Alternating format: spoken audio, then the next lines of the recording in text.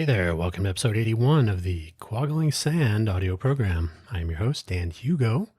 We are recording this on Wednesday, May 28, 2025. It is about 3:05 in the afternoon. Why later in the day, which I'm trying to avoid? You can hear about yesterday morning's altercation I had with a 4-step staircase. Unfortunately, I did not emerge victorious, and so I'm limping around, recovering from a little fall. Hey, there's 4 steps, not 3. Whoops.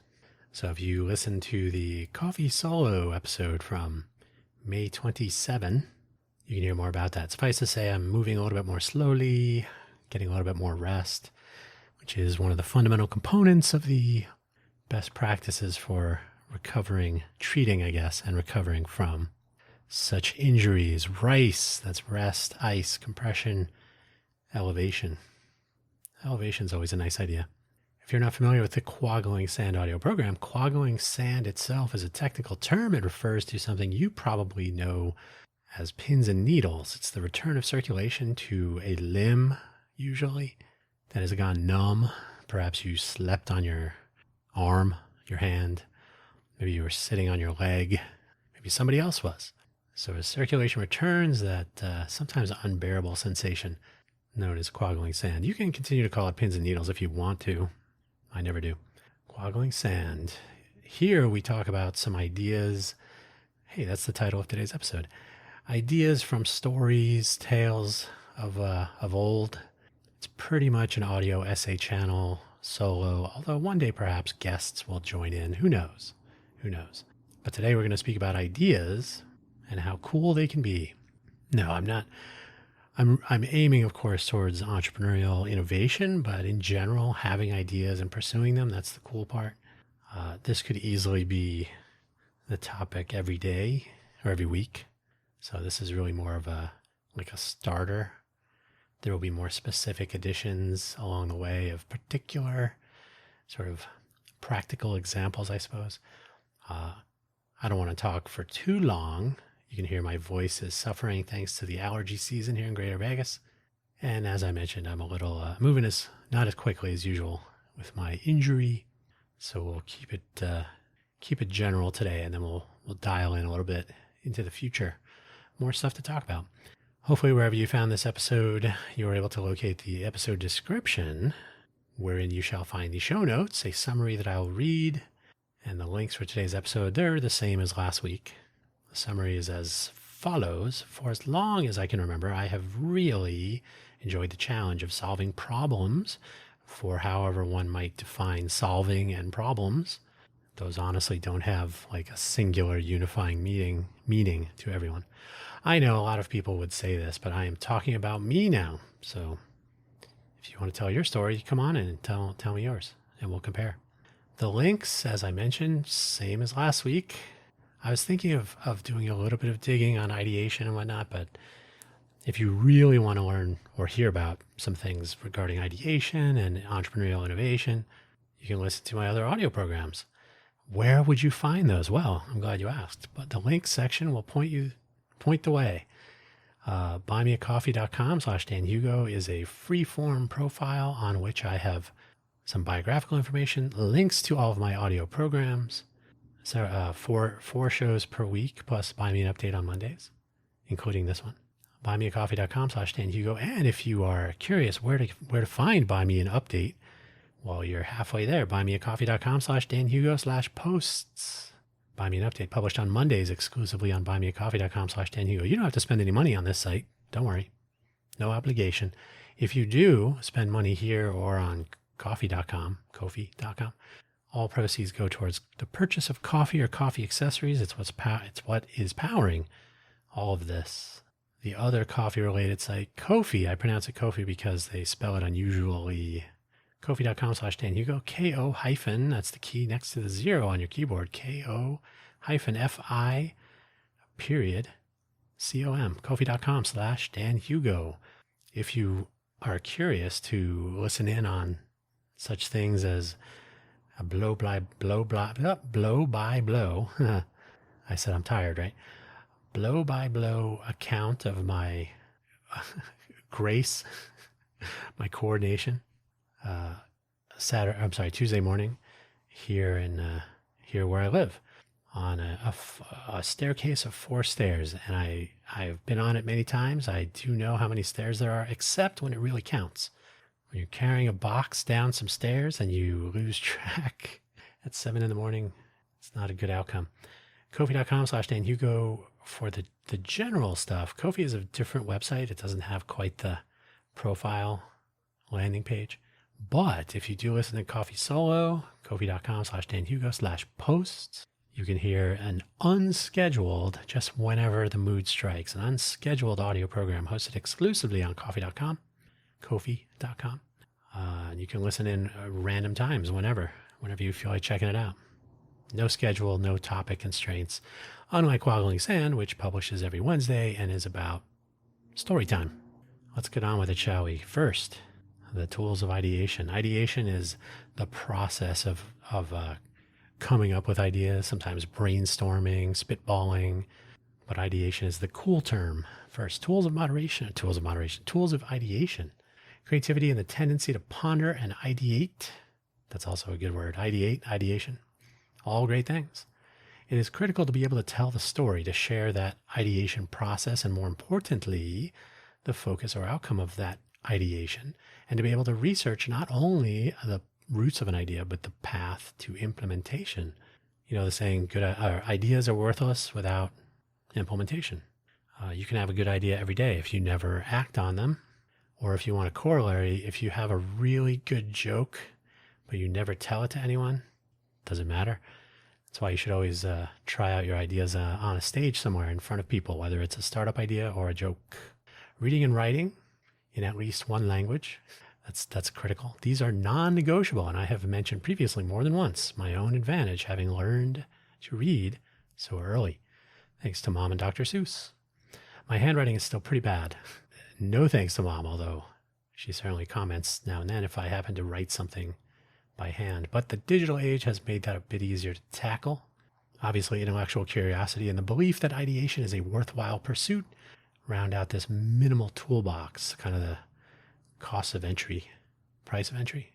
And they will almost certainly drive the desire to add more tools as ideation proceeds. So in other words, you really got to be able to read and write. You really have to be curious enough to read and maybe write some things down about topics you don't yet understand or don't yet know about. And you have to believe that spending your time coming up with creative ideas is actually worthwhile, that you can do something with those ideas. Measurements of success is maybe a different topic, but if you spend all your time coming up with ideas and never pursue them, why bother? Stop doing it. Get on with do things that other people tell you to do instead. The early years, I've spoken of this previously, even recently, about learning style. I think it's learning styles, and how I am generally motivated to learn something when I want to apply the learning to some problem, challenge, or idea. So that was last week's episode of this very audio program. And I think it was learning styles, not learning style. This is not how normal classroom curriculum is approached, unfortunately, in public schools in the United States, as far as I'm aware. I don't really hang around elementary or even K through 12 schools, generally speaking, so I don't really know firsthand anymore. But a teacher typically teaches some part of a lesson plan, and then there is some application of this new thing in the form of a homework assignment, probably a quiz or a test or something like this, some kind of thing like this. And then you're on to the next part of the lesson plan, the next thing. A lot of my most interesting learning went on outside of school, sometimes by way of proximal extracurricular activities, so sort of adjacent to school, but more often off on my own, at the library or wherever, with some notion that drives some reading and research, which may not end up with an idea that moves forward, but which adds to the toolbox nonetheless. So having an idea, spending the time doing the reading, maybe doing some writing, spending some time on the idea, mulling it over, discussing it with others. That entire process is usually worthwhile in some way if it doesn't yield some, the next unicorn startup idea. That might not be what you're discussing, but you may be talking about something that will lead to that. You never know. It's a mindset, part of a culture of innovation, perhaps. General intellectual curiosity probably gets a little boost having access to toys at younger ages, speaking of early years, that promote creativity and implementation. Things like Tinker Toys and Lego building blocks, maybe a little kitchen that cooks with a light bulb, maybe artistic tools like crayons or paints or clay, anything that connects a notion to a physical manifestation that can be tried out, redesigned, and tried again. This almost certainly extends into real life later in work, hobbies, and other endeavors. Having the tools to convert notion to action to tangible thing is important and valuable, in my opinion. By the way, this is how hackathons really work. A hackathon, which does not need to be a software or laptop only thing. It can be any, and I've talked about this in probably on, I don't know, actually, one of my programs, at least one. The general notion of a hackathon, it doesn't have to be a laptop and developing an app or something. It's generally a ticking clock, some sense of competition, whether it's real or just, a friendly, the clock is ticking, who's going to come up with the coolest idea? So there could be judges and prizes, or it could just be just a challenge. Some people like to take on challenges. Those are the kinds of people that do these sorts of things. So you can have a hackathon about anything. It can be any length of time, whatever seems suitable. So if you're motivated enough to try out an idea with a ticking clock and see if you're able to solve some problem or whatever the case is, whatever the focus of a hackathon is, if there is a theme or focus. If you can do that, that is only going to come in handy later, whatever the case or whatever the outcome is of the hackathon itself. So like I said, you're adding more tools to the toolbox when you do these sorts of things. If you are interested and motivated enough to spend a weekend at a hackathon when you could be doom scrolling on TikTok or whatever, right? If you actually put time into training those muscles, those mental muscles, for example, that will pay off later. Choice of college. So early on, I was presented with options like MIT, Caltech, and the curiously named Harvey Mudd College. Now, I've talked about this before. It was a meeting with my high school guidance counselor. What's his name? It was something Osborne. Can't remember his first name. An interesting and unusual character. I didn't really have much conversation with him. He knew me. I knew him. I think it was Alan Osborne. But I think it was my mom who came in, and the two of us met with him, and he said, well, Dan's going to be done with our math program here. If he's interested in math and science, he should look at a school like MIT, Caltech, Harvey Mudd College. Harvey Mudd stuck in my mind. I ended up pursuing and receiving my degree in engineering from Harvey Mudd College. To this day, I wonder if MIT would have been a better match, just because it tends to be a little bit deeper, longer term, a little more in-depth, but for different reasons. So I don't know if it would have been, it would have been, if it was a match, it was for different reasons, straight, that's the way it is. And I wonder if the weather there would have been an issue, probably. But either way, HMC, Harvey Mudd College, was it. The pleasant weather of Southern California, a long-standing rivalry with Caltech, for whatever that's worth. I think Caltech and MIT are too old. They have too many weird traditions, I think, as I've talked to people from those. So maybe that would not have been for me. I'm not really sure. Not sure. Who knows? HMC, though. These types of institutions, and not just these three, there are more. These types of institutions focus on research, application, and learning driven by research and application, rather than rote memorization and turnkey lectures and tests and whatnot. Mudd had some turnkey stuff, right? You're gonna, your freshman year, the first year, it's a lot of high school level sort of transitional stuff. So you're starting off with a base level of knowledge and experience that you obtained in quite often advanced courses in high school. You're moving into the big leagues. So a lot of our Harvey Mudd colleges for the first semester were, they tasted of high school, but that didn't last long. It's much more focused on learning how to learn, which was infinitely useful.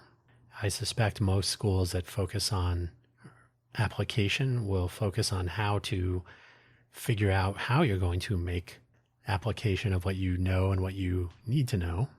I don't mean an application on your phone or computer. I mean application of things, ideas, knowledge, experience, techniques, methodologies to a solution of some sort, to whatever you're trying to fix or solve or improve, whatever the case. So Mud was much more focused on this, learning how to learn, with some of the more interesting pursuits taking place either without a specific lecture or lecture series, or taking place before a relevant lecture was presented. Things like experimental engineering, back then it was E54, I think today it's E82. Often we would be in a laboratory, and then weeks later we got a lecture about what we just spent 6 or 8 hours trying to figure out. But guess what? That's how real life works. Engineering clinic program, that was where you work with a third-party external sponsoring company to solve a real problem. Not everything is found in a textbook or in your lecture notes. Sometimes you have to actually be creative. That's probably one of the strongest aspects of my Harvey Mudd career, was the fact that you had to actually figure things out. And it was small enough so that you weren't, every class was taught by a professor, not a teacher's aide, and so on. So it was, I'm not complaining. Harvey Mudd was fine. But that was the take home, was you don't always know how to tackle a problem. Sometimes you have to be creative and do some reading.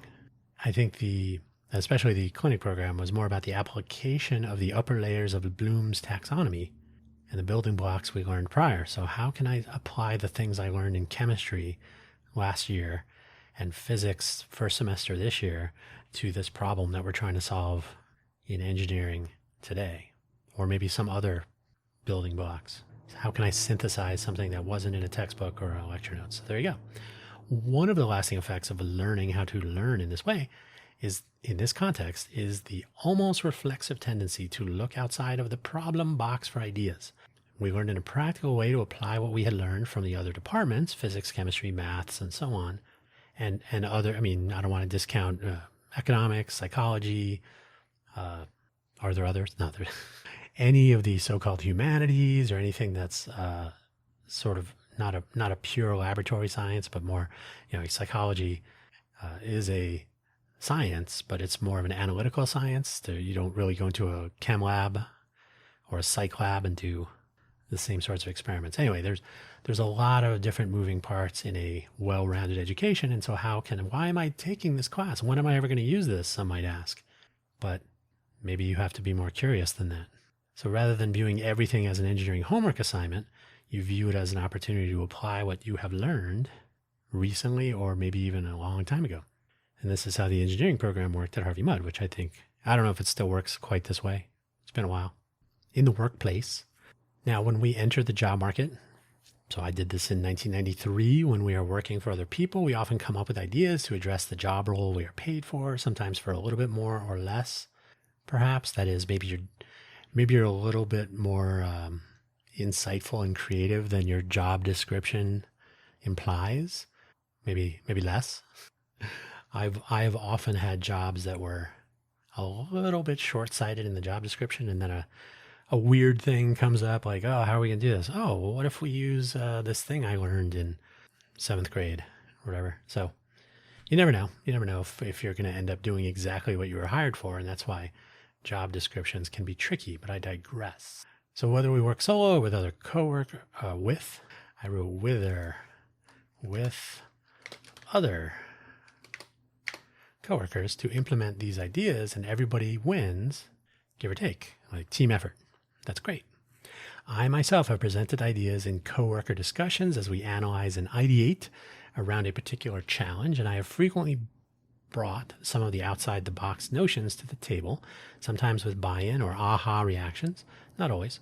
One of my favorite was the notion of a feedback control system for a compression system on the Targa 2000 media capture card we were working on at TrueVision, so we could avoid the drastic quality degradation that comes with frame drops on buffer full state. So if you're capturing video and your buffer is full, their default path was to simply drop frames. I said, wait, you have this variable compression?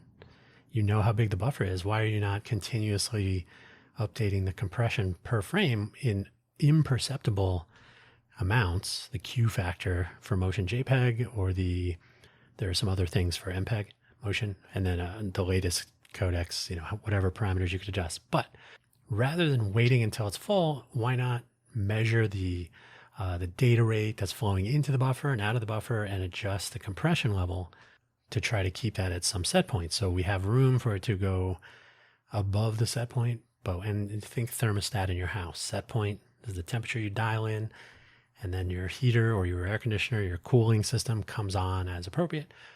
So we would be doing something similar. The system architect, Ray Picard, super nice guy, was like, I don't even know what you're talking about. This was about applying one thing learned over there, feedback control loops. It's a basic engineering principle. Doesn't come up in software so much. Ray was a pure software scientist, system architect probably. I think that was his title.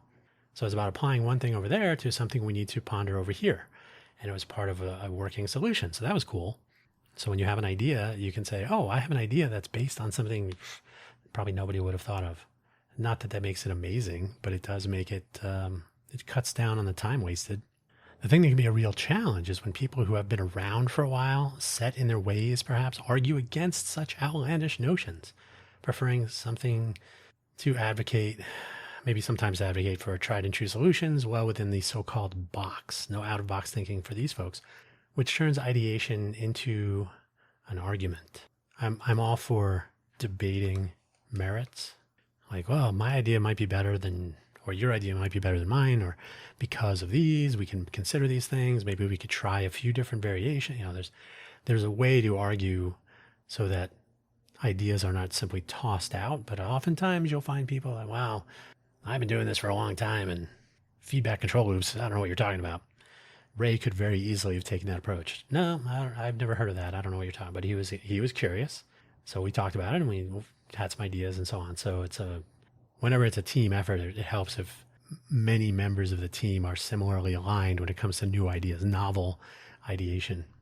Sometimes this can be an effective way to distill ideas down to something that everyone can get behind. If you work out a few variations, you weigh the pros and the cons and so on. But other times is one of those things where crazy ideas do not make the cut. And that is usually too bad and a reason people leave companies to start their own. That's happened many, many times. So then you get to entrepreneurial innovation, people who enjoy identifying problems or maybe opportunities and who also enjoy ideating around solutions or actions around these can sometimes hit roadblocks in typical corporate environment, which make these characters, one of a variety of people. That doesn't sound right. One of a variety? Either way, who are sometimes referred to as startup types. Actually, when this is something I would actually refer to, it was more like I'm a startup guy, but not everybody's a startup guy. So startup type, why not?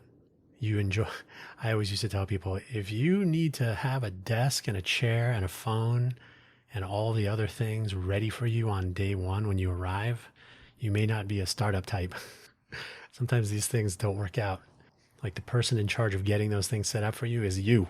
So, hey, welcome. You can sit on this chair and use this phone and this computer to get your other stuff sorted before you get started. That totally happens. It makes you a part of the team from day one.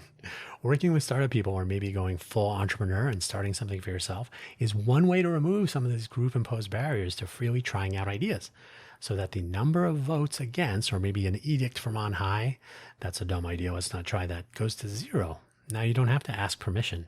Hopefully there might be someone with a handle to pull to stop, like the brakes on a train. At the same time, you may be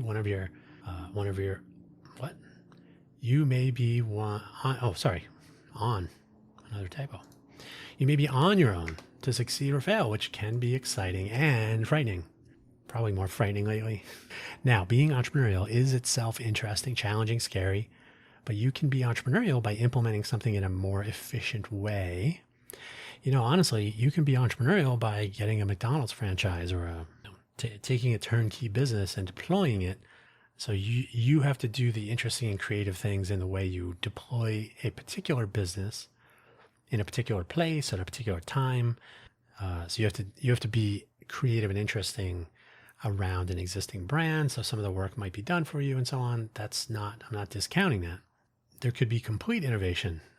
You can be innovative in doing those things, but maybe you have a completely new idea, a new solution. These are all on the table to be described to potential investors, the customers in mind, to the potential co-founders and colleagues. Doing something novel rather than tuning something familiar can be an impossible challenge crossing a bridge too far, but hopefully it is not. So basically, if you said, I'm creating a McDonald's franchise here, very few people will say, what's that? But if you say, I'm opening a Hugoville mobile food park, I will definitely get, what is that? What does that even mean?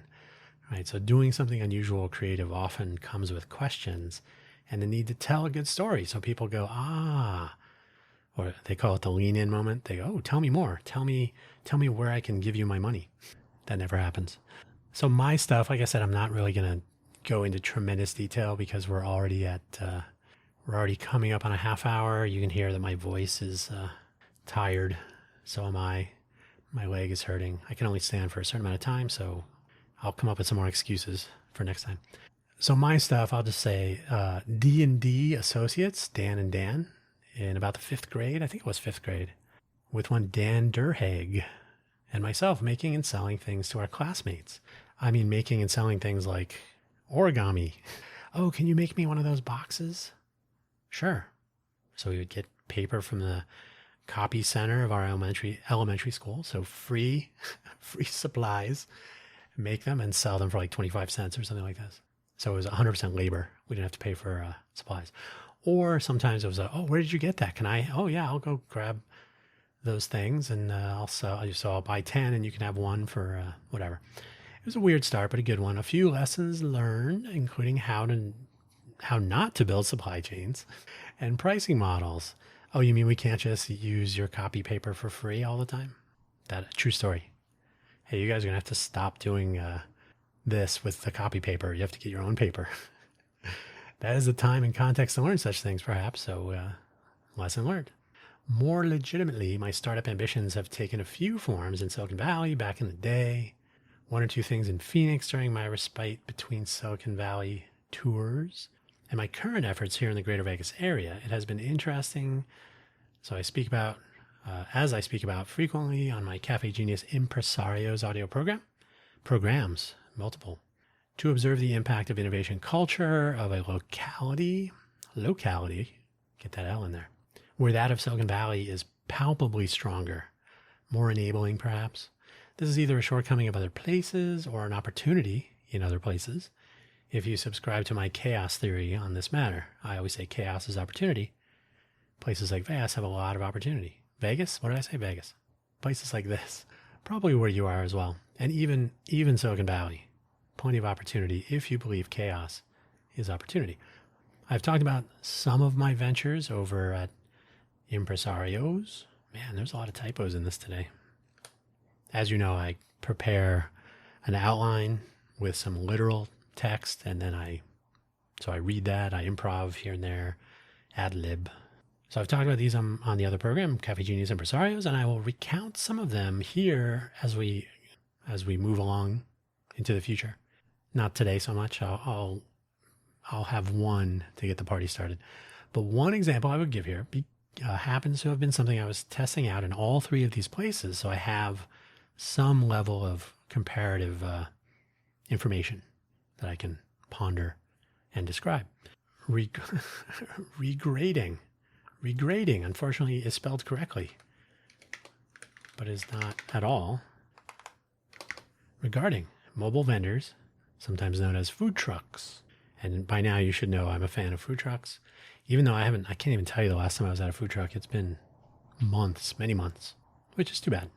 I should get out more in Silicon Valley, perhaps the startup culture all around the Bay Area colliding with the foodie culture emanating from San Francisco. No, not only in San Francisco, but San Francisco certainly has a very strong foodie culture. But then so does the East Bay, so does the South Bay, so does the North Bay. There was a general interest not only in developers and their various takes on a food truck application idea, whatever that means to whomever is asking. There were a variety of them. I mean, you're in Silicon Valley, there are people writing, building, coming up with weird ideas and implementing them. So that's good. But there was a lot of weird takes by people who didn't really understand how food trucks work from all sides. They viewed food trucks as a customer service, not as a business. I've talked about this before. I'll talk about it again at some point. They were also, so the food truck people, food truck owners, were interested in these application ideas. They would usually listen, give it a try, etc. but they were also actively participating in what is generally a challenging business environment. Mobile food, especially, has all of the challenges of the restaurant business without a fixed location, and your whole business could break down on the freeway. That's got to be fun, right? Forming an owners association to focus some attention on marketplace elevation based on what I had learned developing Food Truck YP. That's my initial food truck platform. It has kind of morphed since then, broader aspirations. Made sense to me to actually build up the marketplace elevation component, which was, hey, business owners, you are getting taken to the cleaners by people who don't have your best interests. You should take more control of your place in this marketplace, in this market, so that when people call a phone number, it should be yours, not someone who wants to take money from you. Anyway, that's a different pitch for a different day. The take home, though, to me was, and at the same time, we're developing this marketplace elevation platform that is the people conducting the business itself, a 501c6 business league, if you're familiar. My platform for booking and discovering and engaging with mobile vendors, mostly food to get started, would fit nicely into this as a service. And my business model was extremely sensitive to the precarious margins that are available in the food service industry. There's not a lot. When you tell someone in the restaurant business, and especially the food truck business, oh, well, we'll just take 10% of your gross receipts for it. You're like, whoa, that's all of the money I was going to make. So my model, if you're curious, $10 flat rate, do all the business you can do every month, less than minimum wage for 1 hour to do all the things. And yeah, that stupid house fire. If not for a house fire, it probably would have been a completely different story, actually.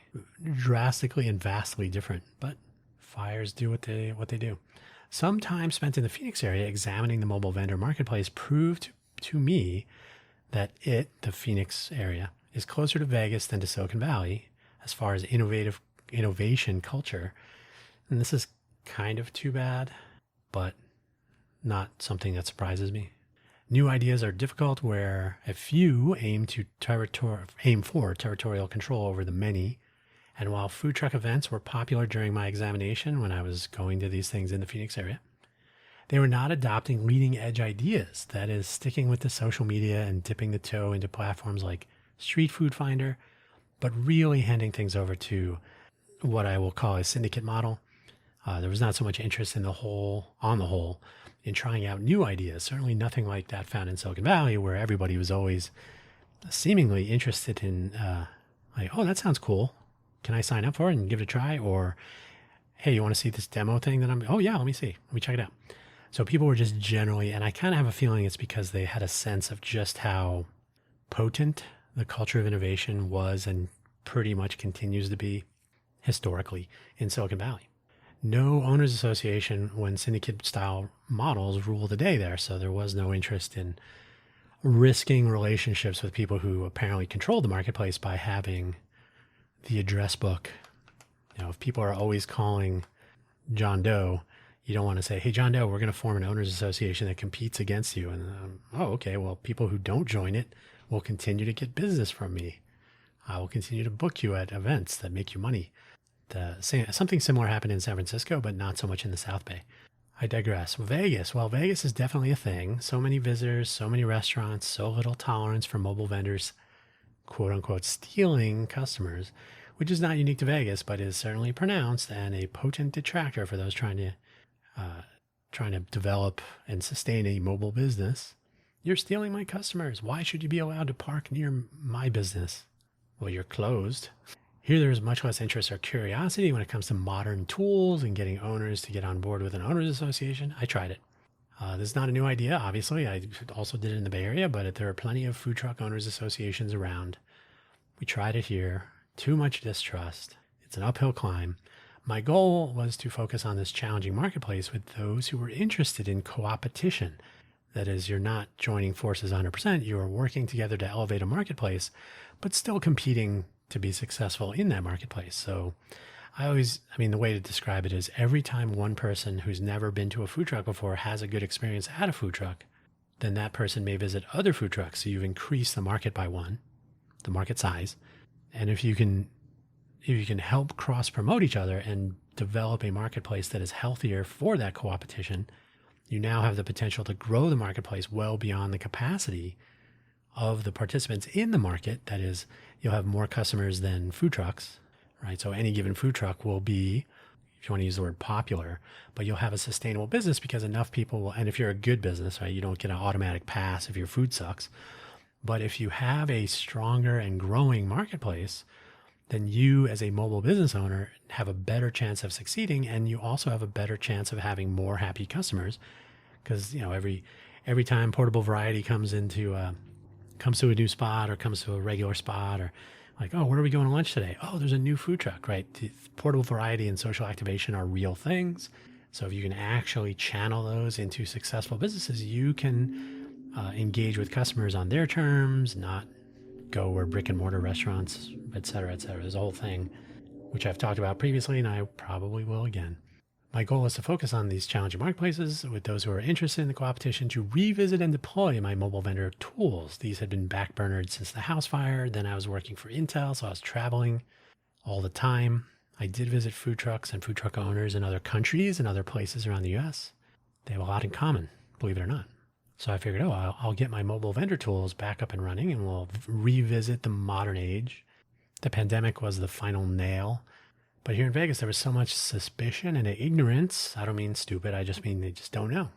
When it comes to marketplace elevation, co-opetition, and adoption of novel tools to increase reach and connection with existing and new mobile fans, that it became too difficult to pursue. Not worthwhile. Lesson learned, I will stick with the entrepreneurial part, which is the platform, not the collaborative marketplace elevation part. That I will leave to people who know better or believe they do. So having ideas, I'm a big fan. I do it all the time. Converting ideas into action and then some tangible outcome, that's the fun part. And I mean fun in the not so fun, possibly, meaning. So, that's obviously where the work is. That's why ideas are worthless. It's the implementation that counts. I myself am a fan, or I prefer to work with a small group, like one or two other people, so that we have a variety of skills intersecting. When I'm the only one advocating for an idea, I might not have the time.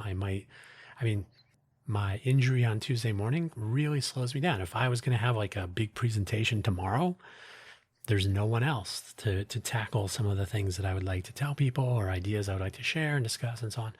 So being solo, trying to do something really interesting, not impossible, but boy, howdy, is it better when there's one or two other people to bounce ideas off of and split the workload, have someone who can tell the story. So it's not just one person. Oh, you need to know what we're trying to accomplish. Dan knows, no one else does. That's not good. That's not healthy. And the same thing happens with our Innovate for Vegas Foundation. If there are not other people interested, it becomes one person doing everything, and then everybody else is waiting. Like, oh, we'll just wait until you're ready. So yeah, having ideas is wonderful, but it is a challenge when you are not surrounded by people who appreciate the value of ideas, but also that critical possibility of converting an idea into action and then some sort of an outcome. That's where the real value is. So the ideas themselves, those are tools. You're not in the tool business. You're in the you're making custom furniture, you're building houses, you're, whatever the case may be. So we need to actually build the thing. We can't just wait. Anyway, I don't want to complain too much, but I am saying that it's an interesting terrain. The Greater Vegas marketplace is, as I've said, and I will continue to say, a lot of opportunity. And identifying and connecting with people of a similar mindset can be a challenge. I'm sure in the near term, I will speak about the Genius Lunch, which we are bringing back to life. It's been quiet for a few years. It wasn't my idea. Cafe Genius Impresarios is named in part for the Genius Lunch, which was a downtown project based, I suppose. People that were part of the downtown project kind of knew each other, getting together for lunch every once in a while to share ideas, give an update on who's doing what's going on, the gossip and so on. It was a useful way for people who are actively engaged in converting ideas into action to collaborate with each other on life, to be sociable, to not spend all of your time buried in a computer or, working on your presentation or whatever the case may be. But by collaborating with people of a similar bent, there were no expectations about, well, maybe you want to be my client. This was not about client outreach. It was about commiserating. Like, oh yeah, I'm also running into this roadblock from some infrastructure question, etc. So yeah, I'm hoping it'll be helpful, but I think in general, it works best to intermingle with people of this mindset. If you are surrounded by people who totally appreciate the value of ideation and of taking action based on ideation when it makes sense to do so, you are likely going to have a better time than if you find yourself surrounded by people waiting for you. Oh, you have a really good idea there. Well, we'll just hang back over here and be spectators while you do your thing. I will end with this mental image. If you've ever been to a gym, or if you've ever seen, especially in a sitcom or funny movie scenario, where somebody goes to the gym and they're trying to lift a heavy weight, but it's too heavy and they get stuck, and they're waiting for someone to come over and help them, and everybody's like, go ahead, you got it. We'll just wait for you to finish. That doesn't work. Anyway, you can hear my voice is gonna be begging for a rest, so I'll leave it there. My leg is very tired. I'm feeling better already. It's only been, it's coming up on 36 hours. It's 32 hours right now, I think. 33 hours. So yeah, we'll see. Hopefully next week at this time, I'll have good news on that front. In the meantime, you can probably hear more of granular updates on the Coffee Solo program and give that a listen. I mentioned it in the links, or it's available at the Coffee Solo link in the episode description. And that is where I will leave today's episode. Thank you, as always, for playing your part and listening to this. Take care. Bye-bye.